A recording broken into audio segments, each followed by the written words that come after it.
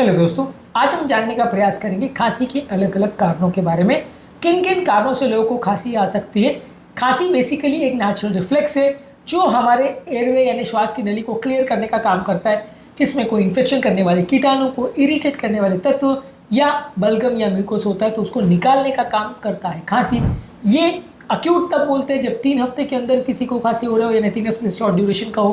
Chronic जब बोलते हैं जब ये 8 हफ्ते से ज़्यादा अगर चल जाता है बड़ों में और 4 हफ्ते से ज़्यादा चल जाता है अगर बच्चों में, तो उसको क्रॉनिक कॉफ बोलते हैं। इसके क्या कारण हो सकते हैं इसके बारे में आज जानने का प्रयास करेंगे। ये जानना और समझना इसलिए ज़रूरी है ताकि हम बीमारी का मैनेजमेंट समझ पाएँ। अलग अलग खांसी के कारणों पर अलग अलग ट्रीटमेंट स्ट्रैटेजी होती है। किसी को हार्ट फेलियर का कॉफ है, किसी को लंग्स की बीमारी का कॉफ है। लंग्स की बीमारियों में बहुत सारी तरह की बीमारी हो सकती है जिससे खांसी हो सकता है। हम इसको जब तक नहीं समझेंगे तब तक ट्रीटमेंट स्ट्रैटेजी को समझना और उसको मैनेज करना मुश्किल होगा। इसलिए आज हम समझने का प्रयास करेंगे कि खांसी के अलग अलग कारण क्या होते हैं। टॉपिक पर जाने से पहले जो लोग हमारे चैनल पर नए हैं उन्हें रिक्वेस्ट करूँगा कि चैनल को सब्सक्राइब करें, वीडियो को लाइक करें, शेयर करें, फॉलो करें, कमेंट करें, पूरा देखें। टॉपिक इंपॉर्टेंट है, इसे एंड तक देखिएगा। चलिए शुरू करें।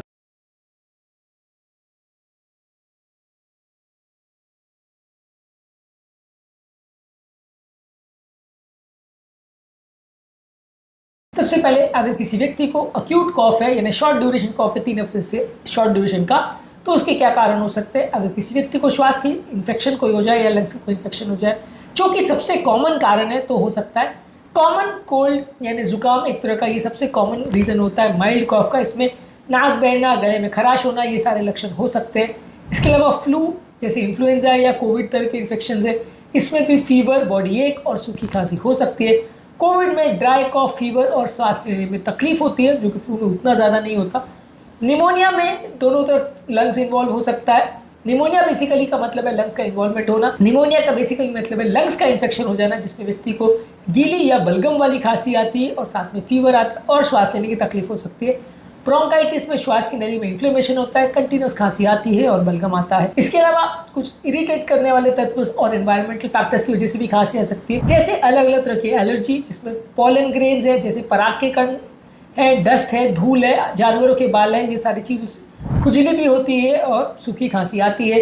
इसके अलावा धुएं का अगर एक्सपोजर होता है, जैसे सिगरेट स्मोक का, पोल्यूशन का या केमिकल फ्यूम्स का एक्सपोजर होता है, तो खांसी आ सकती है।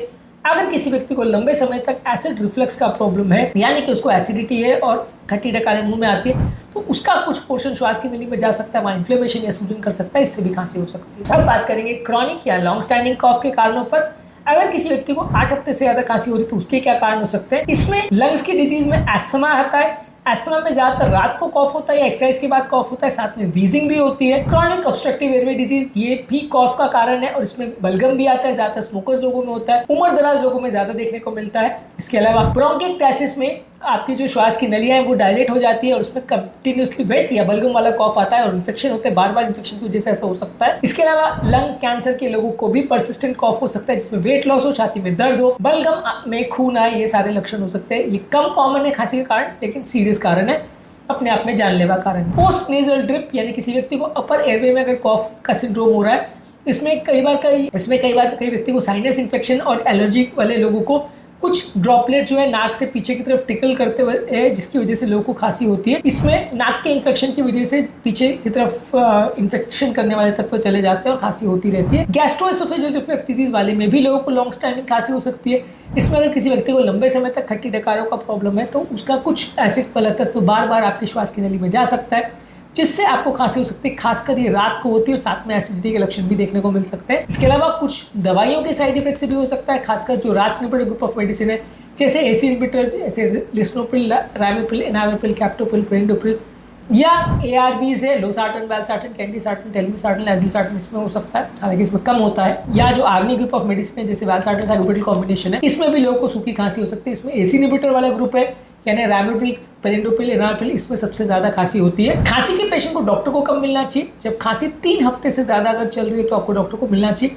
यदि किसी व्यक्ति को खांसी में छाती में सीवियर दर्द हो रहा है, श्वास की तकलीफ हो रही है, वीजिंग हो रही है या खांसी में ब्लड आ रहा है, तो आपको डॉक्टर को मिलना चाहिए। यदि खांसी के साथ व्यक्ति का वजन कम हो रहा है और सुस्ती कमजोरी हो रही है तो डेफिनेटली डॉक्टर को मिलना चाहिए। और यदि खांसी के साथ हाई ग्रेड फीवर यानी 101 डिग्री फ़ारेनहाइट से ज़्यादा का फीवर आ रहा है और कंटिन्यूस खांसी आ रही है, तो ये भी एक इंपॉर्टेंट रीज़न हो सकता है जिसमें आपको डॉक्टर को मिलना चाहिए। ये सारे वो इंपॉर्टेंट कारण हैं जिसकी वजह से लोगों को खांसी आती है। आज हमने बात करी खांसी के अलग अलग कारणों पर, कितने तरह की खांसी होती है और क्या इसके लिए आप कर सकते हो, इसके मैनेजमेंट पर। इस पर ऑलरेडी हमने काफ़ी सारे वीडियोज़ की, इनको ज़रूर चेकआउट करें। टॉपिक एंड करने से पहले जो लोग हमारे चैनल पर नए हैं, मैं रिक्वेस्ट करूँगा कि चैनल को सब्सक्राइब करें, वीडियोज़ को लाइक करें, शेयर करें, फॉलो करें, कमेंट करें।